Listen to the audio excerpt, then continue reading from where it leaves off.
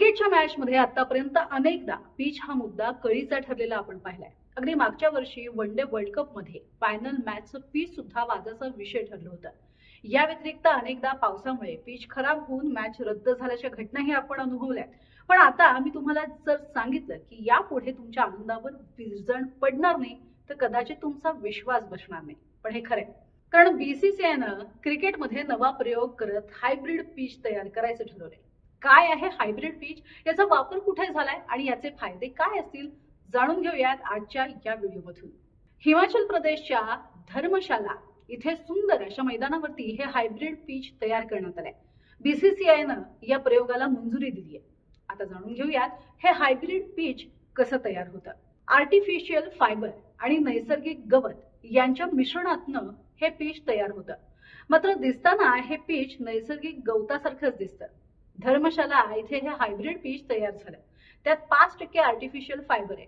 इतक्या कमी प्रमाणात आर्टिफिशियल फायबर वापरण्याचं कारण म्हणजे यामुळे मैदानाची नैसर्गिक व्हॅल्यू टिकून राहते. जाणून घेऊयात हायब्रिड पिचचा फायदा काय असतो. हायब्रिड गवताचा वापर केल्यामुळे पिच हे अधिक टिकाऊ बनतं, कारण हे गवत लगेच खराब होत नाही.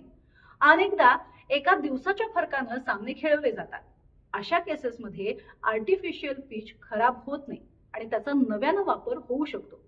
यामध्ये आणखी एक महत्वाची गोष्ट म्हणजे पाऊस पडला तरी सुद्धा अवघ्या 10 ते 15 मिनिटात आर्टिफिशियल पिच पाणी शोषून घेतं, ज्यामुळे मॅच पाहायला आलेल्या प्रेक्षकांच्या आनंदावर विरजण पडणार नाही. 5% फाइबर, नेचुरल फाइबर डाला जाता है विकेट्स में. उससे सॉइल की बाइंडिंग बेटर रहती है, क्वालिटी ऑफ ग्रास बेटर रहता है. और हमने देखा भी है, उसका परिणाम ये हुआ कि जितनी मर्जी प्रैक्टिस प्लेयर्स यहाँ पे करें, वो विकेट्स का परफॉर्मेंस बहुत अच्छा रहता है, डिटेरियोरेशन नहीं होती. मैदानावरती आर्टिफिशियल पिच कसं तयार केलं जातं हे जाणून घेऊयात. हायब्रिड पिच मैदानावरती बसवण्यासाठी युनिव्हर्सल मशीन महत्वाचं असतं.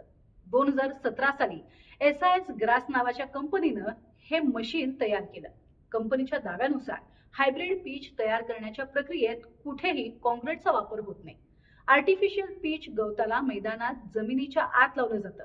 त्यामुळे आपल्या डोळ्यांना मैदान हे एकसारखं दिसतं आणि त्यात फारसा फरक दिसून येत नाही. आतापर्यंत फुटबॉल, रग्बी यासारख्या खेळांमध्ये आर्टिफिशियल पिचचा वापरही झालाय. क्रिकेटचा विचार करायला गेलो तर इंग्लंडमध्ये लॉर्ड्स आणि ओव्हलच्या मैदानावरती या आर्टिफिशियल पिचचा प्रयोग यशस्वी झालाय. त्यामुळे धर्मशाला मैदानातला हा प्रयोग भविष्यात यशस्वी होईल का हे पाहणं क्रिकेट प्रेमींसाठी औत्सुक्याचं ठरणार आहे.